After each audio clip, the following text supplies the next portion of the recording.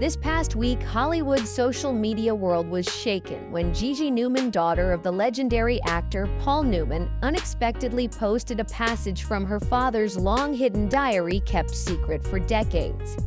In it, Paul did not write about himself, but about his friends, stars who were forced to live in the shadows simply because they dared to love someone of the same sex.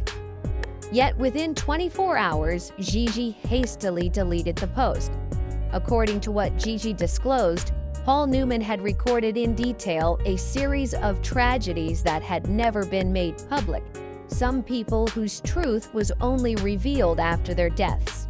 Others who, terrified of public exposure, lived their lives in hiding, some even murdered at a young age. There were also stars whom the studios themselves forced to undergo treatment injections and to marry women in order to preserve a respectable public image. Which stars did Paul Newman mention in that diary, and why was Gigi compelled to erase it so quickly? 1. Marlon Brando, the man who belonged to no mold. The section about Marlon Brando and Paul Newman's old leather notebook opens more like a confession than a recollection. At the top of the page, Paul wrote a simple line. He didn't belong to anyone, not even himself. Gigi Newman recalled that when she reached this part, she had to close the notebook for a while. Her father's tone was unlike anything in the other pages. It carried a breath of admiration tinged with sorrow, as if Paul were writing about a friend he both admired and pitied. Brando and Paul met in the mid-1950s when Hollywood was entering its golden age, a time when fame often meant the loss of freedom. Paul noted that in 1954, after the premiere of On the Waterfront in Manhattan, Brando pulled him away from the applauding crowd. Standing in the hallway of the Waldorf Astoria, Brando whispered, "I don't want to live in the cage they call a man." According to Paul, it was one of the truest things he had ever heard in the City of Stars. At that time, Brando was already a superstar. Life magazine called him the most attractive man in the world, while Time placed his face on its cover 3 times in a single decade. Yet behind that cool exterior, Brando was a man of pure instinct with almost no sense of boundaries when it came to love. Paul wrote, he loved people, not genders. He could fall for a girl on set in the morning and spend the night drinking with a man who made him feel seen. Brando's mansion on North Beverly Drive was the site of many strange private gatherings. There were no cameras, no reporters, only a few trusted friends, sometimes including names Hollywood preferred to keep hidden. One of them was comedian Richard Pryor, who was later confirmed by his ex-wife Jennifer Lee Pryor to have had a special, intimate relationship with Brando in the late 1970s. Paul wrote Richard was the only one who could make Marlon laugh naturally. Between them was something close to empathy. But Pryor wasn't the only one. Earlier in the 1950s, Brando had been deeply connected with Wally Cox, his childhood friend. They shared an apartment for a time in New York. When Cox passed away in 1973, Brando kept his ashes for over 30 years, stored in a cabinet at his Mulholland Drive home. A lesser-known fact, when Brando died in 2004, his ashes were mixed with Cox's and scattered together in Tahiti on the island Brando had once built for himself, called Tetiaroa. Paul wrote, "They say Brando had dozens of children, true, but no one really knows how many were his by blood. He didn't believe in marriage, yet he was always chasing the feeling of being a father. Some were his wife's children, some his lovers, some he adopted simply out of compassion." Brando had at least 11 children born over many years and relationships.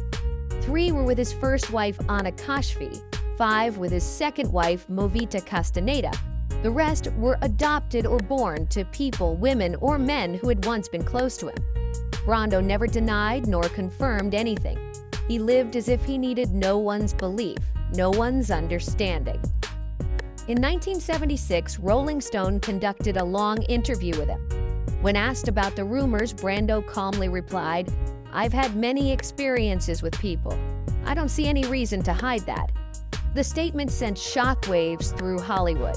NBC called his agent for confirmation. Vanity Fair devoted an entire issue to the Brando phenomenon. And The Guardian ran a headline, "Brando has just broken the American definition of manhood."